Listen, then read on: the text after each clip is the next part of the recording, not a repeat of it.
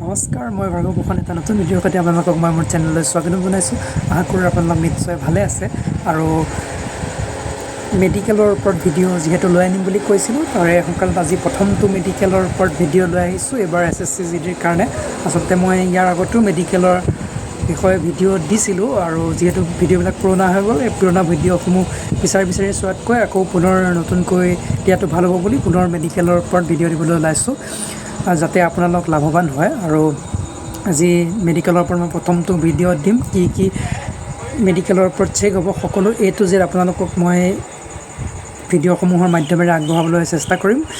আৰু আজি মেডিকেলৰ ওপৰত প্ৰথমতে আলোচনা কৰিম চকুৰ ওপৰত। কিদৰে চকুৰ আচলতে চেকআপ হয়, কি টেষ্ট কৰে চকুৰ ক্ষেত্ৰত। আপোনালোকৰ যদি চকুৰ সমস্যা আছে তেনেহ'লে কিদৰে সমাধান কৰিব পাৰিব, কেনেদৰে লুকুৱাব পাৰিব, এই সকলোখিনি এই ভিডিঅ'টোৰ জৰিয়তে ক'ম। তেনেহ'লে আহক দেৰি নকৰি আজিৰ ভিডিঅ'টো আৰম্ভ কৰোঁ।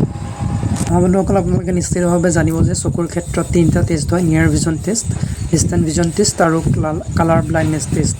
তাৰ ভিতৰত আমাৰ যি নিয়াৰ ভিজন টেষ্ট, এইটোৰ সমস্যা যি আমাৰ কম বয়সৰ ল'ৰা ছোৱালীসকলৰ মাজত নাথাকে, গতিকে সেইটোৰ সমস্যাটো ইমান দেখা নাযায়। মেইন যি সমস্যা আছে সেইকেইটা হৈছে ডিষ্টেন্ট ভিজন টেষ্ট আৰু যি আছে আপোনাৰ কালাৰ ব্লাইণ্ডনেছ টেষ্ট। এই দুটাতে মেক্সিমামে পইণ্ট পায়, এই দুটাতে ৰিজেক্ট হয়। গতিকে প্ৰথমতে আমি আলোচনা কৰিম ডিষ্টেন্ট ভিজনৰ ওপৰত। জানে যে আপোনাৰ এখন চাৰ্ট পঢ়িবলৈ দিব প্ৰায় 6 মিটাৰ নাইবা 20 ফিট, একেটা কথাই তাৰ পৰা দিয়ে। এখন চাৰ্টৰ আচলতে যি লাষ্টৰ লাইনটো থাকে, সেই লাষ্টৰ লাইনটো আচলতে 6/5 হয়। অৰ্থাৎ আপোনাৰ চকু যি নৰ্মেল যি আপোনাৰ পাৱাৰ আছে তাতকৈ আপুনি ভাল দেখা পায়, সেইটো অৰ্থ হৈছে 6/5। আপুনি চিভিল ডক্টৰৰ ওচৰত গ'লে সেই যি তলৰ একে চাৰ্টখনৰ তলৰ লাইনটোৰ ওপৰৰ লাইনটো পঢ়িবলৈ দিয়ে, সেইটোৱে 6/6 হয়। কিন্তু মই দুবাৰ মেডিকেল দিছোঁ আৰু আছাম পুলিচতো মেডিকেল দিছোঁ, একেবাৰে তলৰ লাইনটো 6/6 ধৰে। সেইটো আচলতে নহয়, কিন্তু যিহেতু ডিফেন্সৰ ফালৰ পৰা তেওঁলোকে ধৰে সেইটোৱে 6/6, গতিকে আমি সেইটোৱে মানি চলিব লাগিব। তাত আমি একো কৰিব নোৱাৰিম। সেইখিনিতে আচলতে সমস্যাটো আহি যায়, কাৰণ বহুতৰে 6/5 নাথাকিবও পাৰে। নৰ্মেল তেওঁলোকৰ 6/6 থাকি যায়, গতিকে তেওঁলোকৰ ভাল চকু থাকিও বহুতে মেডিকেল পইণ্ট পোৱা দেখা যায়। মোৰ লগৰে এজন আছিলে, তেওঁ চকু ভালে আছিলে, কিন্তু শেষৰ লাইনটো পঢ়িব নোৱাৰাৰ কাৰণে তেওঁক ৰিমেডিকেল দিছিলে। তেওঁ ৰিমেডিকেলত পাছ হৈছিলে, কিন্তু ৰিমেডিকেল তেওঁ খাইছিলে। গতিকে আপোনালোকে, মই সেইকাৰণে কৈছিলোঁ চিভিলৰ ডক্টৰক আপোনালোকে দেখুৱাই যাব, তলৰ লাইনটো আপোনালোকে পঢ়িবলৈ চেষ্টা কৰিব। ঘৰতে সেইখিনি আপোনালোকে প্ৰেক্টিচ কৰি যাব।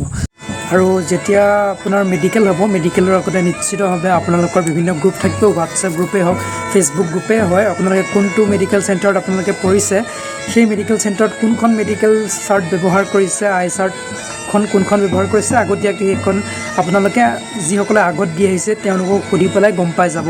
সেইটো গম নোপোৱা কথাই নাই, আমিও গম পাই গৈছিলোঁ কোনখন চাৰ্ট দিছিলে। আৰু সেইখন আপোনালোকে নেটত চাৰ্চ কৰি পেলাই তলৰ যিকেইটা লাইন আছে সুন্দৰকৈ মুখস্থ কৰি যাব।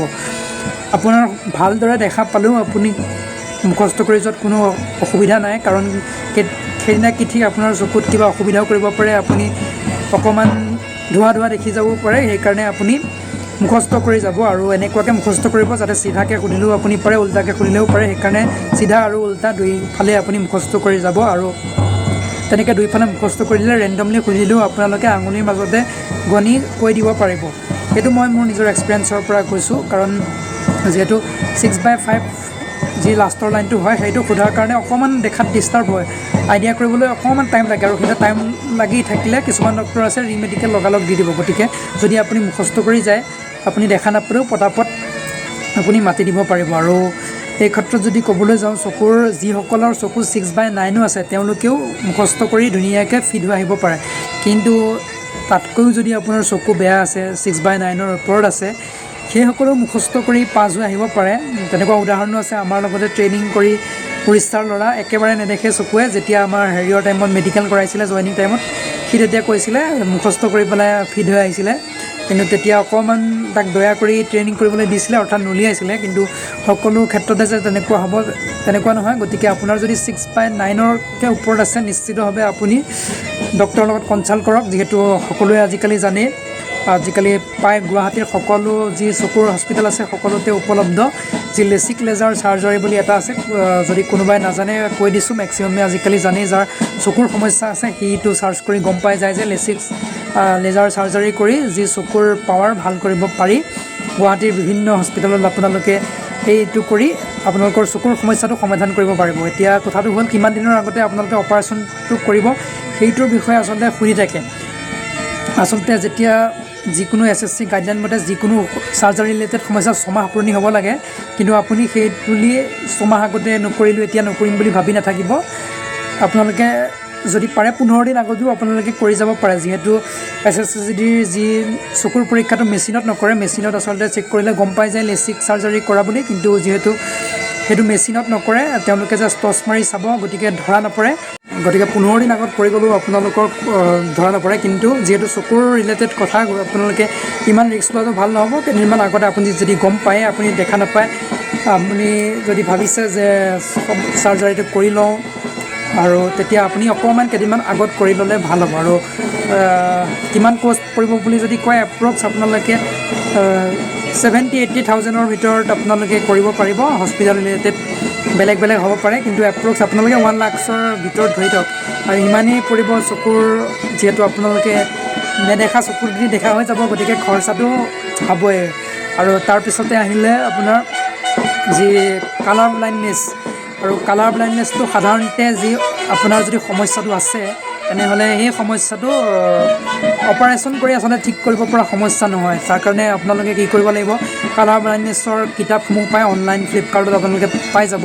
সেই বুকছসমূহ আনি আপোনালোকে প্ৰেক্টিছ কৰক ঘৰত পূৰা আঙুলিটো দি আপোনালোকে চিন দি পেলাই প্ৰেক্টিছ কৰি থাকক, যিমান পাৰে প্ৰেক্টিছ কৰক, যাতে তাতে আপোনালোকে দেখা নাপালেও আইডিয়া এটা কৰিব পাৰে যে এইটো এনেকৈ আছে। আৰু আপোনালোকে যদি অকণমান কালাৰ ব্লাইণ্ডনেছৰ সমস্যা আছে, দেখাত যদি অকণ অসুবিধা নিচিনা কৰে, অলপমান চকুটো এনেকৈ সৰু কৰি চাবলৈ যত্ন কৰিব। আপোনালোকে পৰীক্ষা কৰি চাব পাৰে, তেতিয়া অকণমান বস্তুবিলাক বেছিকৈ ধৰিব পাৰে।